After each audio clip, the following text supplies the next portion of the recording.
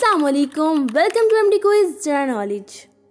क्या आप जानते हैं हज़रत इब्राहीम अलैहिस्सलाम की ज़िंदगी में ऐसे फ़ैसले और वाक़यात हैं जो ईमान की ताकत को लफ्ज़ों से आगे ले जाते हैं। जैसा कि हज़रत इब्राहीम अलैहिस्सलाम को खलीलुल्लाह क्यों कहा जाता है, और वो कौन सी ऐसी आग थी जो जलाने के लिए भड़काई गई थी मगर सलामती बन गई।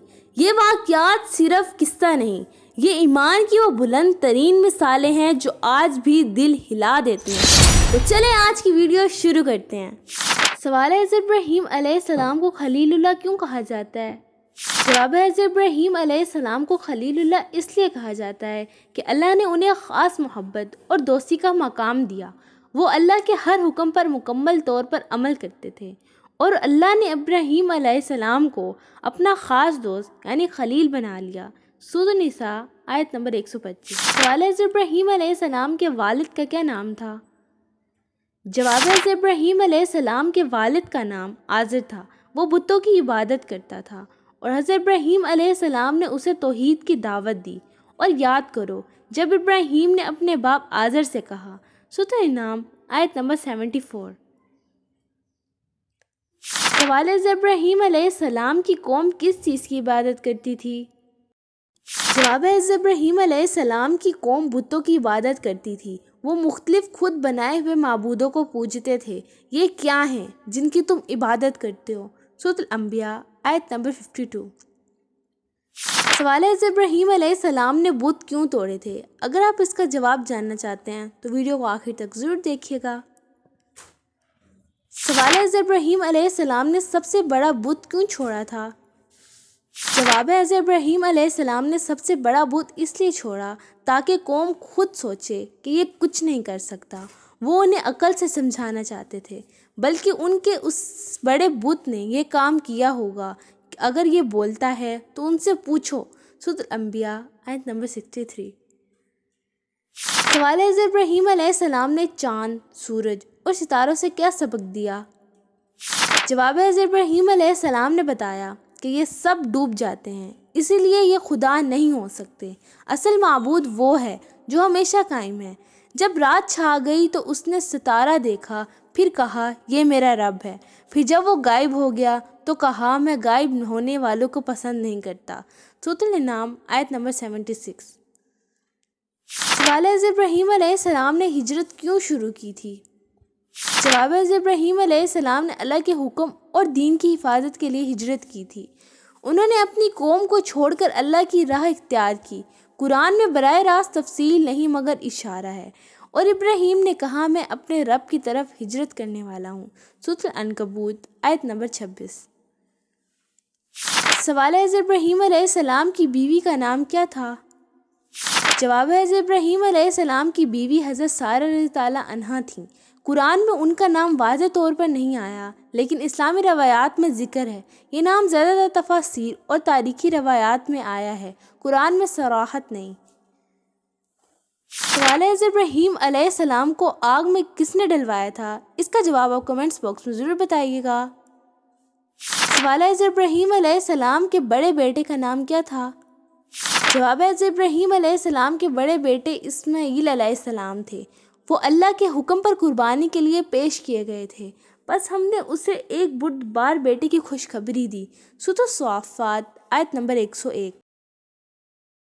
सवाल है, हज़रत इब्राहीम अलैहिस्सलाम के दूसरे बेटे का नाम क्या था? जवाब है, हज़रत इब्राहीम अलैहिस्सलाम के दूसरे बेटे हज़रत इसहाक़ अलैहिस्सलाम थे। वो हज़रत सारा रज़ी ताला अन्हा से पैदा हुए और उसकी बीवी खड़ी थी, बस हमने उसे इसहाक़ की खुशखबरी दी।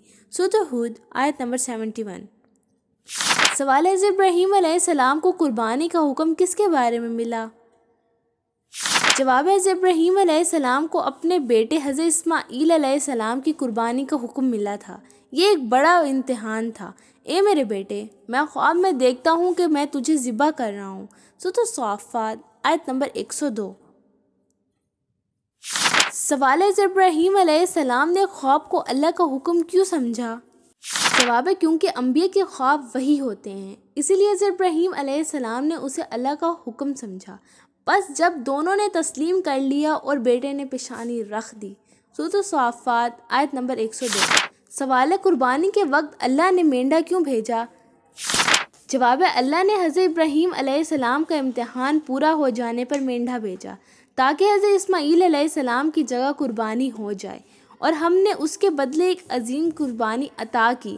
سورۃ الصافات آیت نمبر 107۔ سوال ہے حضرت ابراہیم علیہ السلام نے خانہ کعبہ کس کے ساتھ تعمیر کیا؟ جواب ہے حضرت ابراہیم علیہ السلام نے خانہ کعبہ حضرت اسماعیل علیہ السلام کے ساتھ تعمیر کیا۔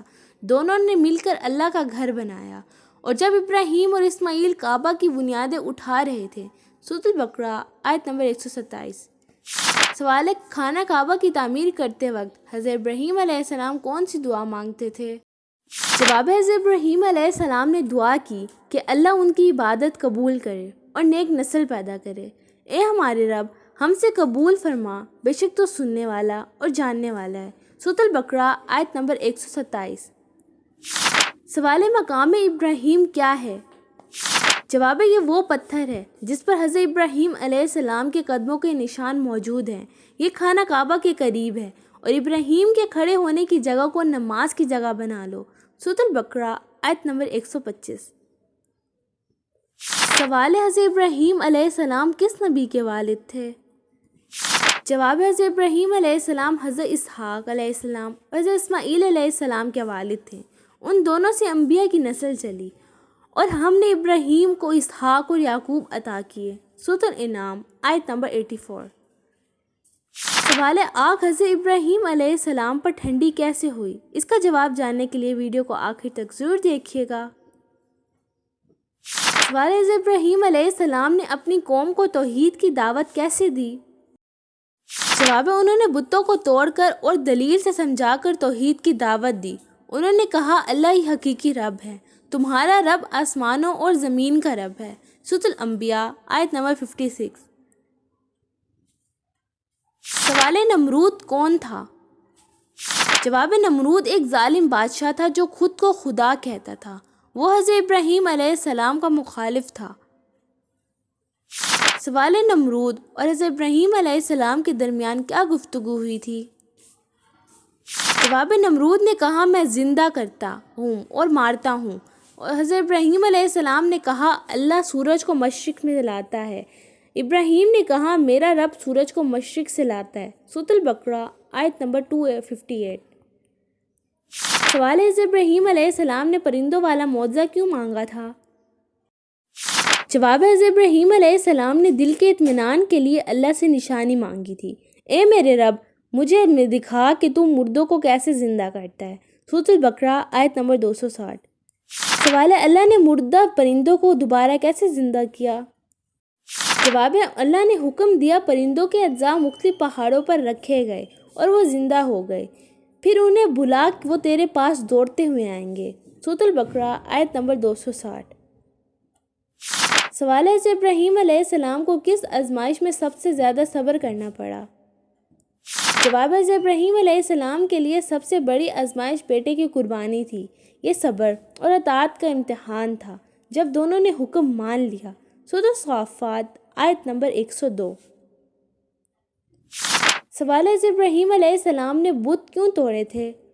جواب ہے حضرت ابراہیم علیہ السلام نے اس کے لیے بت توڑے تاکہ اپنی قوم کو سمجھائیں کہ یہ عبادت کے قابل نہیں۔ وہ یہ ثابت کرنا چاہتے تھے کہ صرف اللہ ہی معبود ہے، بس اس نے بڑے بت کے سوا سب کو ٹکڑے ٹکڑے کر دیے۔ سورۃ الانبیاء آیت نمبر 57۔ سوال ہے آگ حضرت ابراہیم علیہ السلام پر ٹھنڈی کیسے ہو گئی؟ جواب ہے اللہ کے حکم سے آگ حضرت ابراہیم علیہ السلام کے لیے ٹھنڈی اور سلامتی والی ہو گئی، اس میں انہیں کوئی نقصان نہ پہنچا۔ ہم نے فرمایا اے آگ ابراہیم پر ٹھنڈی اور سلامتی والی ہو جا۔ سورۃ الانبیاء آیت نمبر 69۔ سوال ہے حضرت ابراہیم علیہ السلام کو امام الناس کا مقام کیوں ملا؟ جواب ہے کیونکہ انہوں نے ہر آزمائش میں صبر اور اطاعت کی۔ اللہ نے انہیں لوگوں کا پیشوا بنایا، میں تمہیں لوگوں کا امام بناتا ہوں۔ سورۃ البقرہ آیت نمبر 124۔ سوال ہے حضرت ابراہیم علیہ السلام نے اپنے والد کو کیسے سمجھایا؟ جواب ہے حضرت ابراہیم علیہ السلام نے نرمی سے اپنے والد کو بتوں کی حقیقت سمجھائی۔ اے میرے باپ، تم کیوں ایسی چیز کی عبادت کرتے ہو جو سنتی نہیں؟ سورۃ مریم آیت نمبر 42۔